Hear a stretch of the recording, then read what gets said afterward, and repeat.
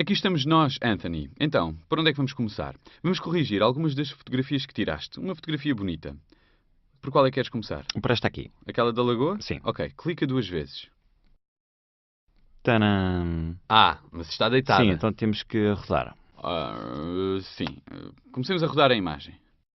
O comando certo encontra-se neste menu. Menu Image. Sim. Existem vários comandos. O que nos interessa neste momento é Rotate Canvas. Rotate Canvas, como vês, possui uma série de possibilidades. Podemos rodar a tela 180 graus, 90 graus no sentido dos ponteiros do relógio, 90 no sentido contrário, e depois podemos refletir o quadro, a tela, horizontal ou verticalmente. O que quer dizer refletir? Bem, refletir significa tipo uma imagem num espelho, certo? O que estava à direita passa para a esquerda, porque a imagem é refletida. ok. É como ter um negativo e olhá-lo pelo outro lado. Ok. Podes refletir uma imagem tanto na horizontal como na vertical. Ok. Muito bem. Portanto, neste caso devemos ir para 90 graus, anti-horário. Anti-horário. Este aqui, então. A imagem já ficará assim no lugar, mais ou menos. Mas vou mostrar-te outras coisas. Muito bem. Suponhamos que fazíamos outro tipo de rotações. Façamos uma inversão horizontal e, em seguida, refletir na vertical. Ok? Sim. Agora está completamente errada. Porquê é que te estou a mostrar estas coisas? Porque quero explicar como se faz para voltar atrás. Então, sempre que realizamos uma operação sobre a imagem no Photoshop, podemos dizer que a imagem muda de estado. Ou seja, já não está na condição em que estava anteriormente, mas muda de condição. Estas alterações de estado são memorizadas na história, history, da imagem e podemos voltar atrás por meio desta história, como uma espécie de máquina do tempo. Mas há um problema. O número de estados que podemos modificar não é infinito. É limitado. E quantos são estes estados? Bem, na verdade não existe um número finito de estados. Podes colocar quantos quiseres. Mas o Photoshop parte com uma série de predefinições. Que também podemos modificar, se pretendermos. O número de estados que são memorizados é 20. Porque aumentar o número de estados memorizados significa ocupar mais recursos do sistema. E assim, iríamos tornar o computador muito lento no seu processamento.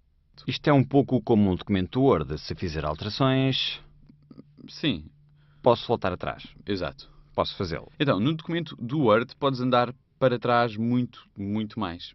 Mas no Photoshop, considerando que cada imagem é, de algum modo, conservada na sua totalidade, torna-se muito mais pesado gerir todos os níveis da história. Quando faz alterações e guardas, fechas e voltas a abrir, as alterações ainda estão lá? Não. Aí está. A história perde-se quando guardas o documento. Ok, como no Word então. Ok. Vou mostrar-te onde estão memorizadas as preferências no Photoshop. Ok? Estão aqui no menu Edit, Preferences. Podemos iniciar com o geral. E a partir daqui há uma série de configurações que podem ser personalizadas. A que nos interessa é a que diz respeito ao desempenho. Como vês, os estados da história estão ligados ao desempenho do Photoshop, por isso aqui são memorizados o número de estados, que são 20. Podes aumentá-los, repara, ou diminuí-los. Se o teu computador for potente, podes ter mais. Caso contrário, convém ter menos.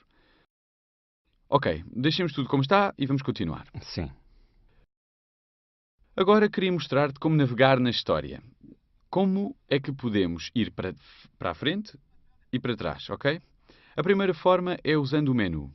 Assim, vai-se a Edit, verás que existe o Undo, o que cancela a última operação. Sim. Ok? E voltamos ao estado anterior.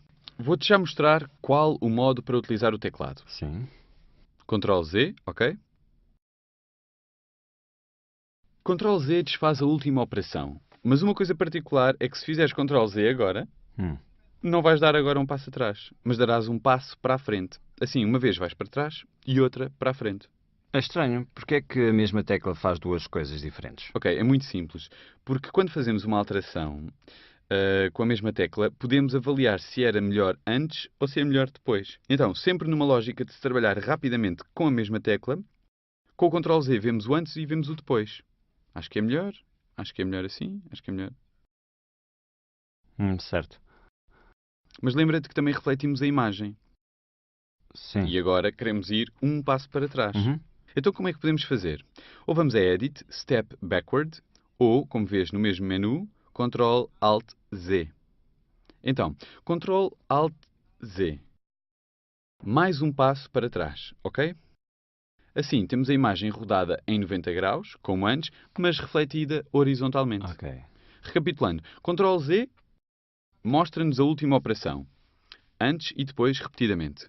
Para continuar a andar para trás, faz Ctrl Alt Z. Ou vamos ver aqui nesta caixa de diálogo da história, onde, vês aqui na parte superior, aqui, vês?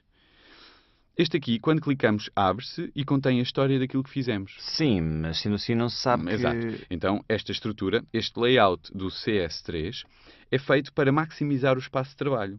Assim, coisas que já sabemos onde estão, fazemos-las desaparecer, de modo a termos mais espaço para o nosso documento. Contudo, se não formos especialistas, podemos utilizar as ajudas. Para além do facto de que se estivermos parados com o rato sobre algum ícone, aparece a descrição. Mas tens de imaginar estas caixas de diálogo como se fossem gavetas, que podemos puxar para fora. Ah... Assim vês também a descrição. Quando te tornares um especialista, o que é que vais fazer? Fechar tudo. Ok. E tens todo o espaço para trabalhar. Ok? Então, como podes ver, todas as mudanças de estado foram memorizadas na caixa de diálogo History. Ok?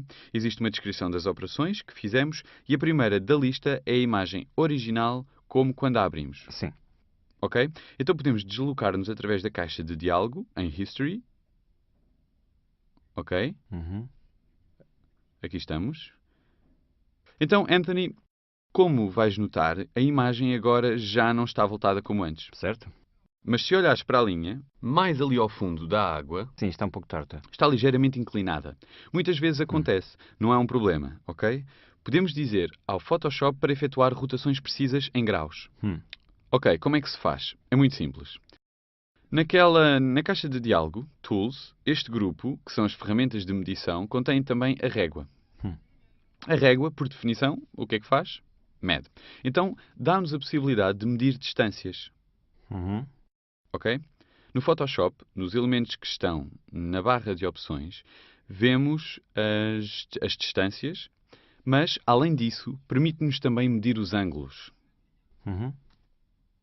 Repara, há um ângulo aqui, definido na Options Bar. Assim, podemos medir o ângulo da linha da água. Ok? Neste caso é de 3,8 graus e, em seguida, podemos fazer a rotação exata daquele número de graus. Como é que se faz? Vamos a Image, Rotate Canvas, Arbitrary. Observa, estes graus foram automaticamente copiados pelo Photoshop. Aqui.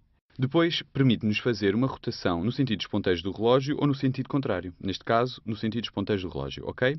Agora a linha da água está à direita. Sim, mas a imagem está torta. Tens razão, está torta. Isto depende da estrutura da imagem digital. Então agora vou-te explicar qual o motivo e porque é que as coisas funcionam desta forma.